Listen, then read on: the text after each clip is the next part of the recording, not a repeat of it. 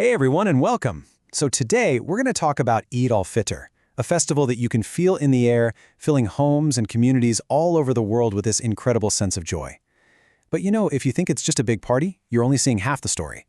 It's really this powerful moment of gratitude, compassion, and starting fresh. Let's dive into what makes it so special. To really get the joy of Eid, you first have to understand the journey that comes before it. And this quote? It just nails it.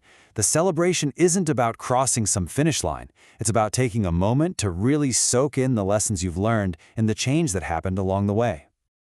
Okay, so let's unpack that a little. What is it that makes Eid so much more than just a festival? Well, it's because it's the culmination of a whole month of deep, personal work and this amazing shared community experience. Now, on the surface, the name Eid al Fitr literally translates to the Festival of Breaking the Fast. And yeah, it marks the end of the holy month of Ramadan. But what's really fascinating is what's simmering just beneath that simple definition. It's this moment of huge gratitude and a recommitment to a new sense of purpose. And to really understand that joy, that gratitude, we have to look at the month that sets the stage for all of it, Ramadan. You see, the entire foundation of Eid is built during this intense, really meaningful month that comes right before. During Ramadan, Muslims fast from sunup to sundown. But it's about so much more than just skipping meals. It's a month that's all about deeper prayer, giving more to charity, and practicing some serious self-discipline.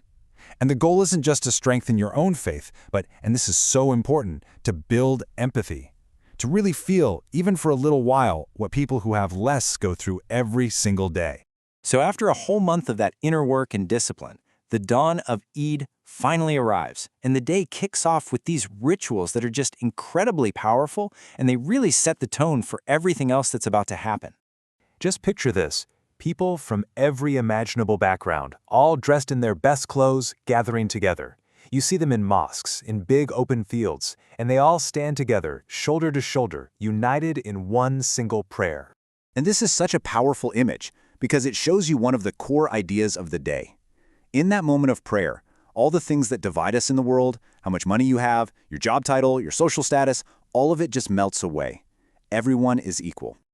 The message here is just so profound. This act of praying together is a physical reminder that our real worth isn't about what we own or our job titles. It's found in our shared humanity, in our dignity, and in being humble with one another.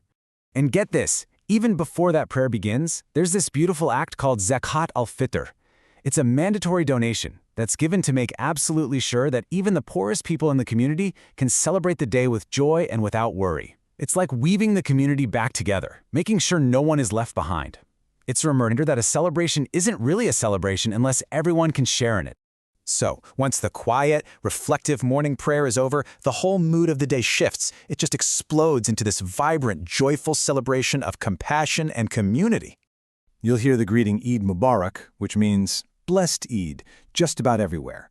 Homes are filled with laughter, families are sharing these amazing meals, friends are visiting each other, and kids are often getting gifts. At its heart, it's really a day all about connection. But beyond all the great food and the festivities, the real spirit of the day is found in these simple acts of kindness.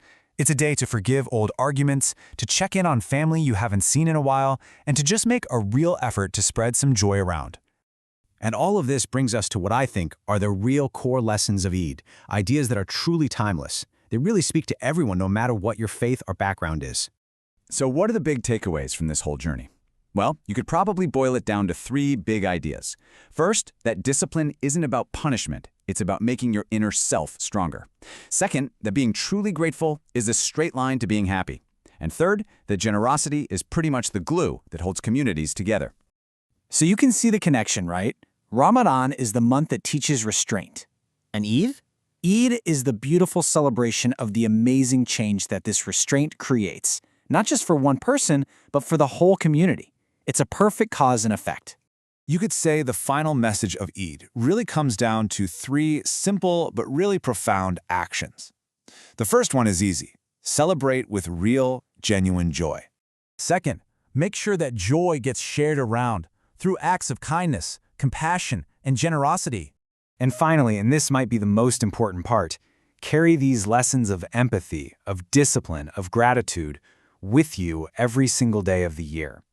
So to everyone celebrating Eid Mubarak. And that really brings us to a final thought. Whether you celebrate Eid or not, these principles are just universal. So the question for all of us is, how can we bring a little more of that gratitude, that discipline, and that compassion into our own lives every single day?